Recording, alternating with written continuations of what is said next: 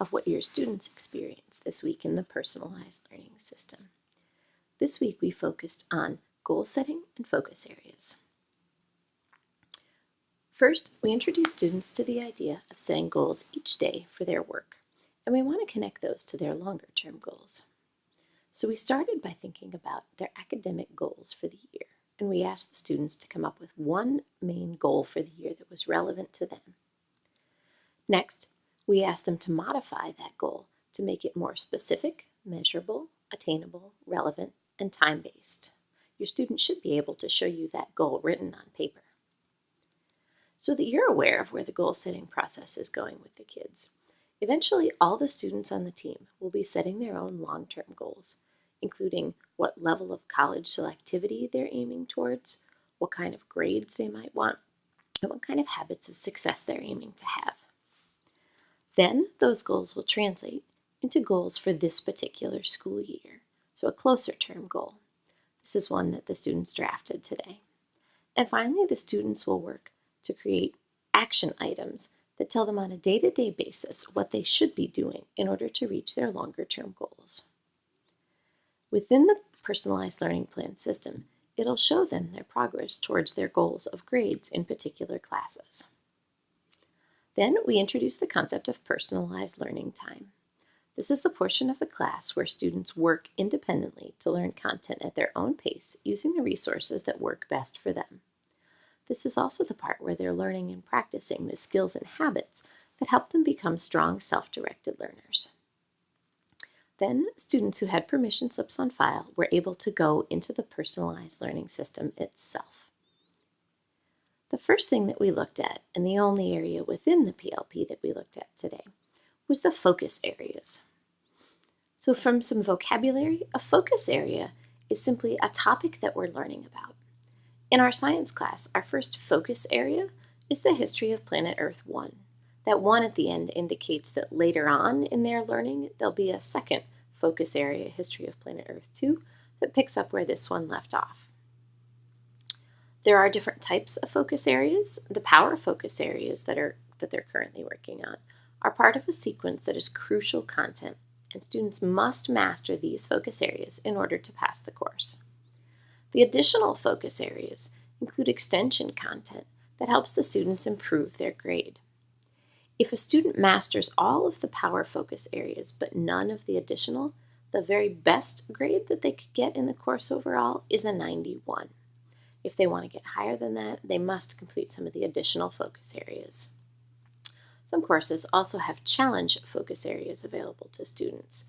They're not shown on your screen right now, but challenge focus areas are ones that allow students to extend beyond the scope of the current course to learn more, deeper, and challenging content. Overall, the work in the focus areas counts towards 30% of the student's course grade. The other 70% comes from the projects that they'll do. Next, students investigated how to self-assess on a focus area. That is, how to figure out what they already know. So the first thing we encourage students to do is to read the description and key terms of the focus area to get a sense of which things they think they might already know and which things they think they still need to learn. If the content looks completely familiar to them, they may want to jump immediately to the diagnostic assessment. The START diagnostic assessment lets them take that whenever they want. If a student finds the content completely unfamiliar, we don't recommend jumping to the diagnostic assessment right away, but doing some learning first. Once you've taken the diagnostic assessment, you can take a look at the results of it, and those will show you which topics you seem to already know and which it seems like you still need to learn.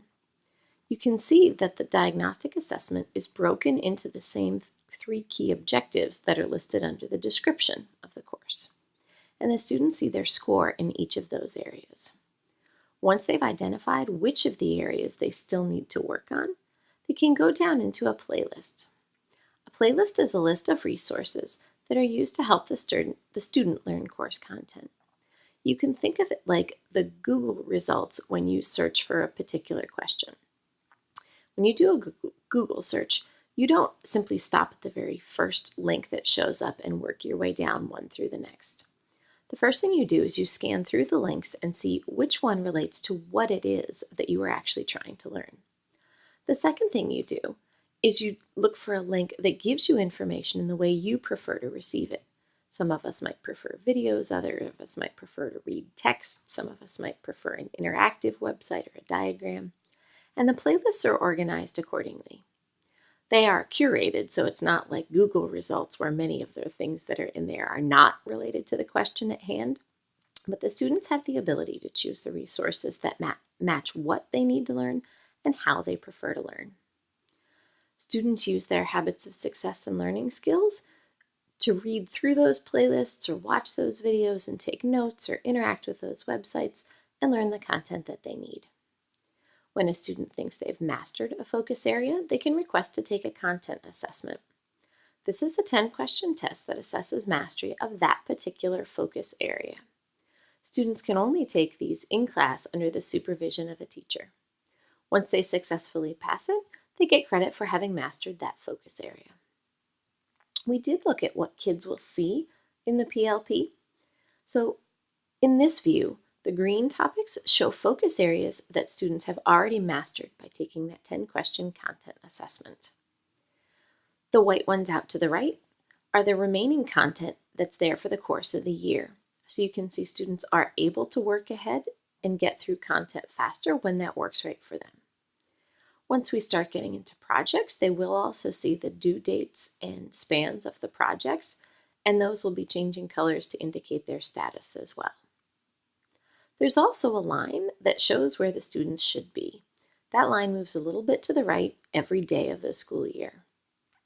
Some of the questions the students were asking were about what happens when you fall behind, and we were able to have a good discussion about the importance of getting caught up and not falling behind, and some of the tools that are available to help students if they do fall behind. So this is just a little overview of what we did this week. If you have additional questions or would like to meet personally to go through any of this, please do feel free to contact me.